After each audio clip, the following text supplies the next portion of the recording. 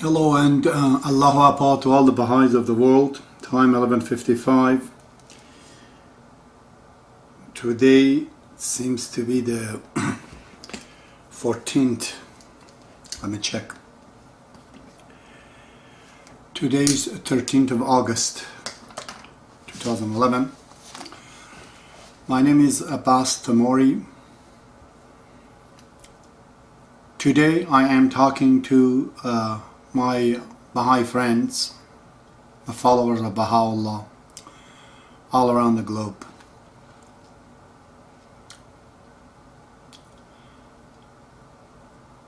Our intention from becoming Baha'i was to take a step, a positive step towards common sense. But when you're looking at the Baha'i community right now that I have witnessed, and I'm getting news from other people, even in Canada, which is really the strongest Baha'is here in England and US, Australia, there's only 10% of people attending the meetings. Whoever that I know that had been in teaching the fate of God complaints from the Baha'i administrations. It's just something that's everywhere. I've dealt with it ever since I became Baha'i in Iran. The National Spiritual Assembly of the Baha'is of Iran I sent a book to was poetry. It took months and months and months, went 6 months, 9 months, and they had no answer. And when I went with Mr. Tawassal Adifard, a member of the local assembly at that time in Iran, he didn't know where the book is, the gentleman there. And we found it, it was full of dust on the top of a shelf, amazingly. So I came in India, I dealt with it. I should say the National Spiritual Assembly of India was very different though, very spiritual. Here in Canada, local assemblies, National Assembly of Canada, a total disaster. A total disaster. But when you look at the individuals themselves, they're pretty good people. I've been in Israel. I talked to Mr. Fat Azam, the member of Universal House of Justice, Don Barn. These are fantastic people. Truly. Baha'i or not Baha'i, it doesn't matter by any standard. And you don't know how this assembly, when they get together and call themselves Universal House of Justice, actually does not respond even to my letter. And I was a very good Baha'ist, a good standing Baha'i at that time, to their criteria. My book just been approved by the outside readers of the Universal House of Justice. I think Dr. Drakhshan and Dr. Rasech and Mr. Ali Akbar Tabana in Georgia, they all read it and they all applauded and they said it's great. So how are we going to unite the world if this is the situation is? So I've been always thinking about it. That one is that the good Baha'is together, they come and they togetherness as an assembly in a form of administration, it doesn't work. So this is my formula of revolution. Whenever people elect a government, a governing body, and that elected government and elected body is worst, not as intelligent, not as effective as the individual that elected him, that it calls for revolution. This is the way it's in Iran. All the Iranians are very smart people. Look at what they are putting together as a government. So is in many, many countries like that. How is this possible that we get this? It's just like a few people get together, they're smart businessmen, and they create a corporation, and corporation fails. What does that mean? The unity is bringing bankruptcy. Why is that? It's very simple. Unity of the people, any people, good people, bad people, if it is around a bad idea, it will fail. Bad idea is going to create a huge manifestation of it in the center. The very government is going to go after the people who elected him. But if people get after a good idea, even if they're not as strong, they get a better government. Canadians, they may not as strong in personal individual character than Chinese, than Indians, than Iranians, than Arabs. They have a good idea. Their government is a good government. The same cannot be said about those countries. Good people with a bad idea. So ignorance is the killer, eh? In the Baha'i faith, definitely. The unity, it circles around a central axis. That has to be the truth. We can orbit around the truth, but can circumambulate around the truth. Believing in Baha'u'llah enhances your character. Believing in Jesus Christ and Muhammad right now, it won't, because their religion is gone. Belief is the belief, but along the wrong end, you see. Anyways, I always was asking this question myself, that how are we going to get the world and fix the world, and among ourselves, our administration is so, out of it. The Baha'is of Canada have sponsored many thousands of Iranians to come in this country on the notion that we're Baha'is. I come down here in Thunder Bay, the National Spiritual Assembly of Baha'is of Canada accuses me that I have written a letter, printed it, financed it, and published it among the people, something that was against the will of the local spiritual assembly of Thunder Bay.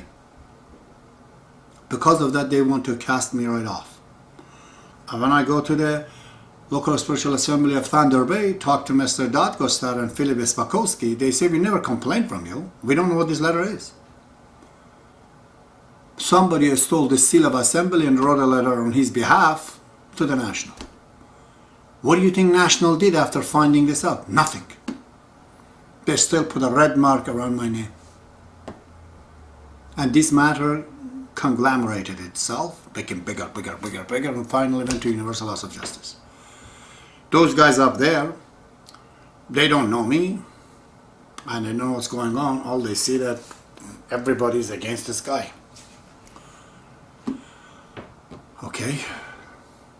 And then they're not looking at me in a favorable way. Anyways, I saw that a long time ago. In the Baha'i faith, like every other religions, everything has to be made out of a pair. Electron, neutron, there's Bob, there's Baha'u'llah, there's Adam, there's Eve. But there is Universal House of Justice. There's nothing else. Single. There's no check and balance. Yet Baha'u'llah tells us Universal House of Justice is restrictions on it. They cannot revoke the law or the saying of Baha'u'llah. They cannot get outside of the faith. How do we know this? Why is this told to us? Which one of us have to be dealing with this when we see this? There's no mechanism to deal with what Baha'u'llah asks us to do. He says that Universal House of Justice cannot interpret the writings. Who's going to check this out? If something they said is interpretations or not. It's an open question. Everyone can say that.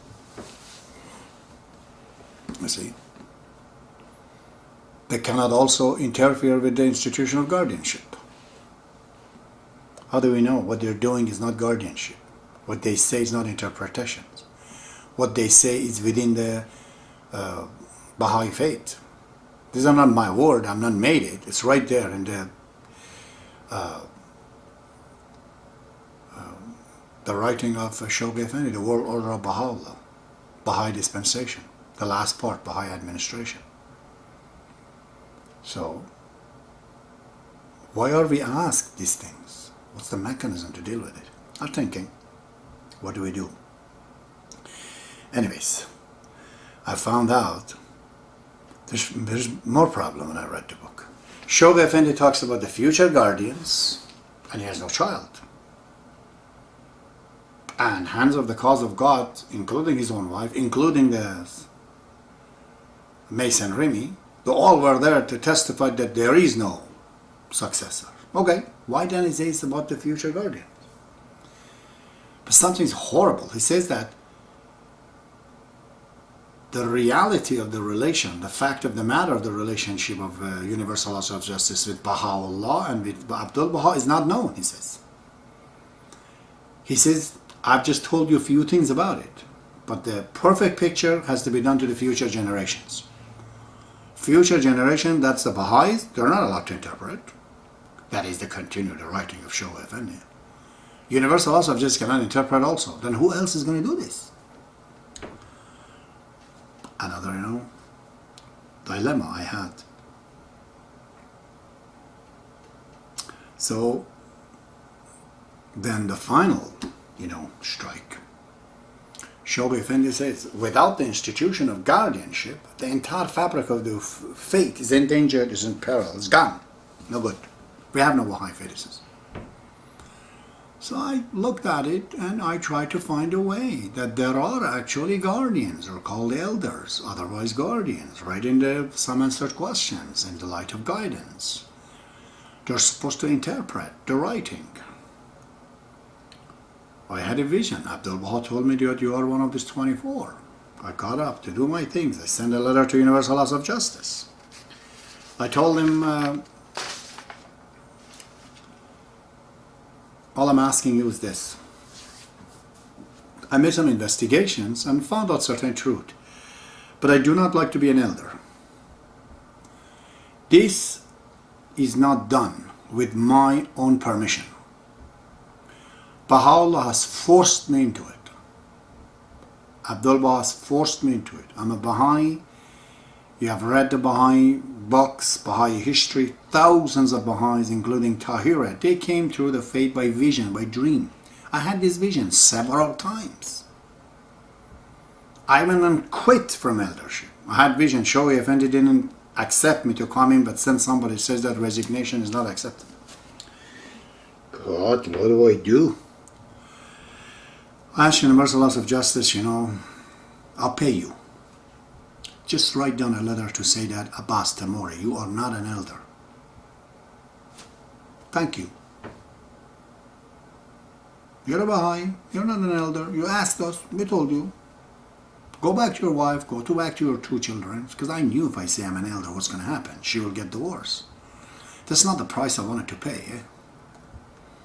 But they did not send any letter. They did not communicate. Only somebody on their behalf, which I thought is a propaganda of some of the Iranians really together there. I don't think all the members of Universal Laws of Justice, like Don Barn and others, have heard about this very well. So they did not want to let me anything to say. I figured that, okay, Universal Laws of Justice, God, whoever, they want me, if I am an elder, to prove myself, to show who I am. So what am I doing, Baha'is? Do I have to go to teach new Baha'is? I have a lot of power to do that, I'll tell you that right now. Lots of power. I'm a salesman trained for this, 27 years in Canada. I'll go bring you signatures, thousands. But then what am I doing? I'm creating a parallel Baha'i faith here? What is this? I said no. I cannot accept this. I can't follow this. So what do we do now? I thought to talk to you. I'm asking you to help me. I'm a Baha'i. I believe in Universal Laws of Justice. I believe in National Spiritual Assembly. I believe in Local Spiritual Assembly. I don't believe in what they say to be true, because a local says something, tomorrow can change. Another local comes in, another national comes in. If an American says that hell with George Bush, doesn't mean he's not an American or doesn't believe in a constitution. He just doesn't like this president. Okay? In other words, the machinery is made by Baha'u'llah. There's no dispute. But the drivers are not guaranteed. They can do something wrong. So, but can I go teach Baha'i faith? So I'm asking you, please, for the sake of a man who's been in the Baha'i faith for the last 35, 36 years, I've been accused 24 hours of not being a Baha'i. Go find out what I'm saying in the videos number 1 and number 2, and you can find out later on, and I don't know, around 50, 45 numbers, all my story, teaching Baha'i faith in Iran, all the way to teaching it in India, Canada, Ontario, British Columbia, all of that.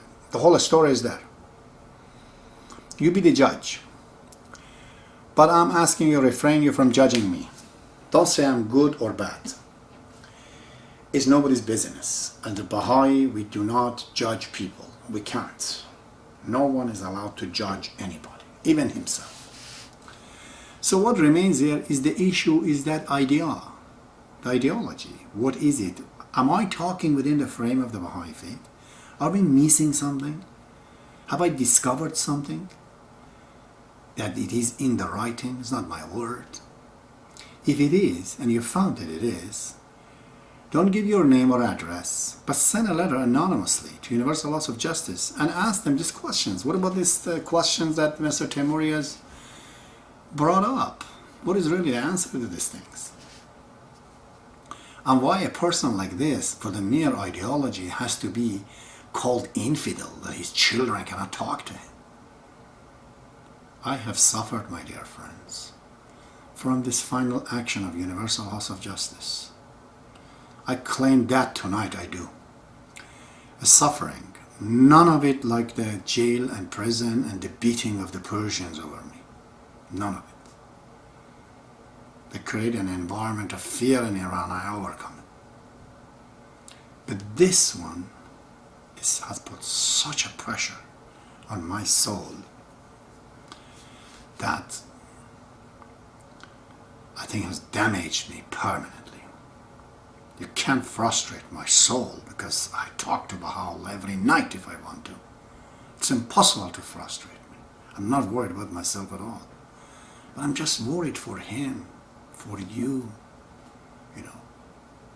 For this fate of God, so many thousands of good people have done things on this planet to set it up. Should we just come to this? Why should people like Susan Marshall to be court-martialed, you know? Doesn't matter what she says, what she does. She can say she's God. It's allowed in the Baha'i faith. We disobey Baha'u'llah every day and break his rules every day. That's okay. So breaking a rule from the assembly and straight to assembly, I don't listen to you. I shouldn't call him a non-Baha'i. This is not military religion, you know. Baha'u'llah, the manufacturers of this universe, he knows we're not listening. We know we're not listening. We know each other's we're not. But we're still calling ourselves Baha'i. Because a Baha'i, it will be known at the end. Baha'i faith is about perfection. Baha'is are not. Anybody can enter Baha'i faith. Tomorrow when it's signed, he's not entering at perfection. He's just getting an admission towards the perfection. God knows how far up and down he goes. Who knows? Who knows his own end shall be, as Baha'u'llah says. I can't predict my own end. Absolutely not. But all I'm saying is this. There are ideologies. There are the truth. Doesn't matter who says it. If it's written on a bus, it's written, said by a TV, anywhere. If it is true, we have to accept it.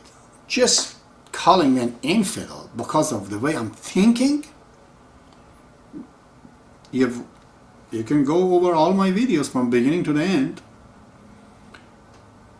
If after you read those things, any one of you dear friends, and you called me back and said that we heard it all, you are not an elder, I accept your judgment. How about that? I accept your judgment. But if anybody with a common sense can read that and see that, I am the elder of Baha'u'llah. There's no other way. The biggest mistakes that the Baha'is have, one of them was in Toronto asking me, is that never mind the participation of women.